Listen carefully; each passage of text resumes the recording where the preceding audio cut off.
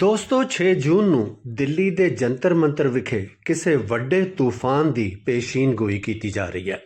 ਪਿਛਲੀ 16 ਮਈ ਨੂੰ ਹੋਂਦ ਵਿੱਚ ਆਏ ਸੰਗਠਨ ਕਾਕਰੋਚ ਜਨਤਾ ਪਾਰਟੀ ਦੇ ਮੁਖੀ ਅਭਿਜੀਤ ਦਿਪਕੇ ਅਮਰੀਕਾ ਤੋਂ ਭਾਰਤ ਵਾਪਸ ਆ ਰਿਹਾ ਤੇ ਉਸਨੇ ਐਲਾਨ ਕੀਤਾ ਹੈ ਕਿ ਉਹ 6 ਜੂਨ ਨੂੰ ਦਿੱਲੀ ਦੇ ਜੰਤਰ ਮੰਤਰ ਵਿਖੇ ਸ਼ਾਂਤਮਈ ਰੋਸ ਮੁਜ਼ਾਹਰਾ ਕਰਕੇ ਨੀਟ ਯੂਜੀ ਪੇਪਰ ਲੀਕ ਵਿਰੁੱਧ ਕੇਂਦਰੀ ਸਿੱਖਿਆ ਮੰਤਰੀ ਧਰਮਿੰਦਰ ਪ੍ਰਧਾਨ ਦੇ ਅਸਤੀਫੇ ਦੀ ਮੰਗ ਕਰੇਗਾ।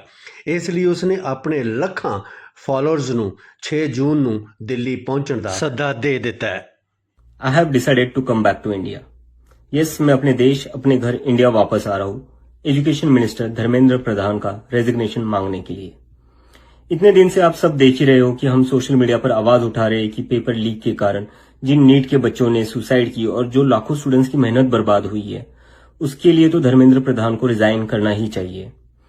8 लाख बच्चों ने हमारी पिटीशन साइन की है। Crores of people have supported this demand on social media as well.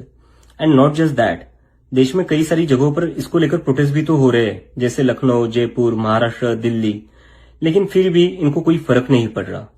आज नीट के 22 लाख स्टूडेंट्स, सीबीएसई के 17 लाख स्टूडेंट्स, सीयूईटी के 16 लाख स्टूडेंट्स और एसएससी जीडी के 40 लाख स्टूडेंट्स, ऐसे 1 करोड़ से ज्यादा स्टूडेंट्स हैं जिनकी जिंदगी के साथ मजाक किया गया है सिस्टम द्वारा।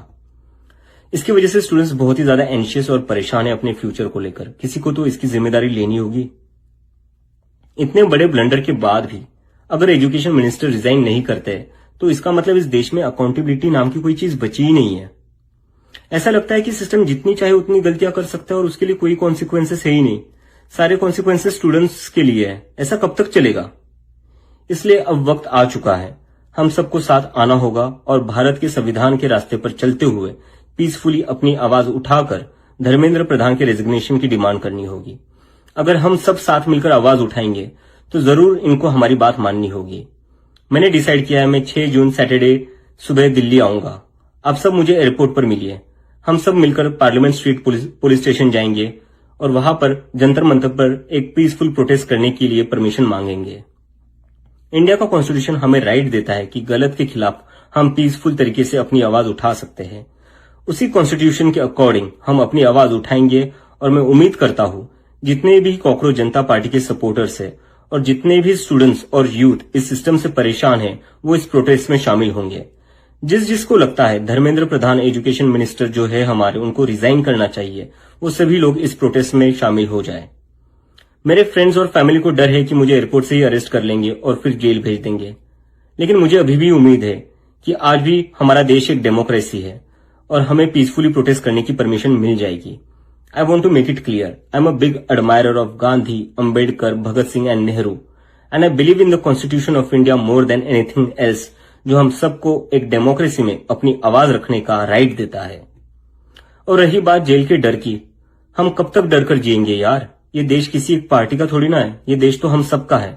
हमारे फ्यूचर का सवाल है, हमारे फ्यूचर बर्बाद हो रहा है और ये अब हम सबकी जिम्मेदारी है कि जब भी इस देश में किसी के साथ कुछ गलत हो तो हम सबको आवाज उठानी चाहिए in a very peaceful and democratic manner.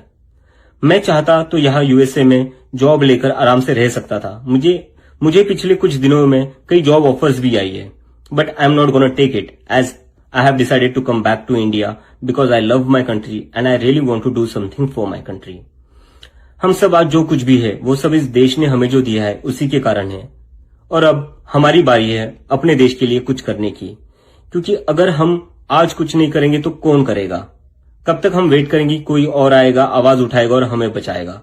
ਕੇਂਦਰ ਸਰਕਾਰ ਤੇ ਭਾਰਤੀ ਜਨਤਾ ਪਾਰਟੀ ਤਾਂ ਪਹਿਲਾਂ ਹੀ ਅਭਿਜੀਤ ਦਿਪਕੇ ਤੇ ਸੀਜੇਪੀ ਦੀ ਵੱਧਦੀ ਲੋਕਪ੍ਰਿਯਤਾ ਤੋਂ ਹੈਰਾਨ ਤੇ ਪਰੇਸ਼ਾਨ ਹੈ।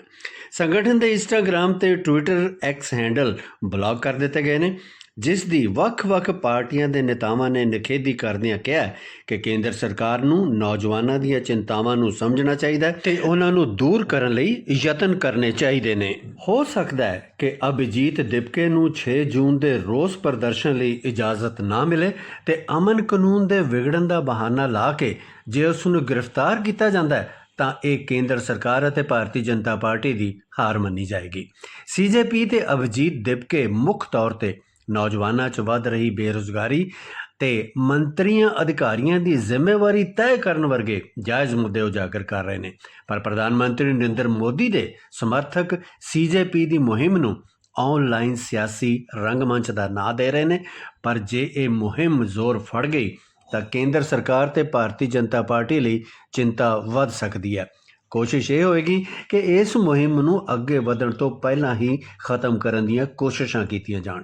ਵੇਖਣ ਵਾਲੀ ਗੱਲ ਇਹ ਵੀ ਹੈ ਕਿ ਜੇ ਸਰਕਾਰ 6 ਜੂਨ ਦੇ ਦਿੱਲੀ ਦੇ ਰੋਸ ਮੁਜ਼ਾਹਰੇ ਦੀ ਇਜਾਜ਼ਤ ਦੇ ਵੀ ਦਿੰਦੀ ਹੈ ਤਾਂ ਕੀ ਕਾਕਰੋਚ ਜਨਤਾ ਪਾਰਟੀ ਦੇ ਵੱਡੀ ਗਿਣਤੀ 'ਚ ਫਾਲੋਅਰਸ ਇਸ ਮੁਜ਼ਾਹਰੇ ਵਿੱਚ ਪਹੁੰਚਣਗੇ, ਜਿਨ੍ਹਾਂ ਬਾਰੇ ਦਾਅਵਾ ਕੀਤਾ ਜਾ ਰਿਹਾ ਹੈ ਕਿ ਇਹਨਾਂ ਫਾਲੋਅਰਸ ਦੀ ਗਿਣਤੀ ਲੱਖਾਂ ਵਿੱਚ ਹੈ।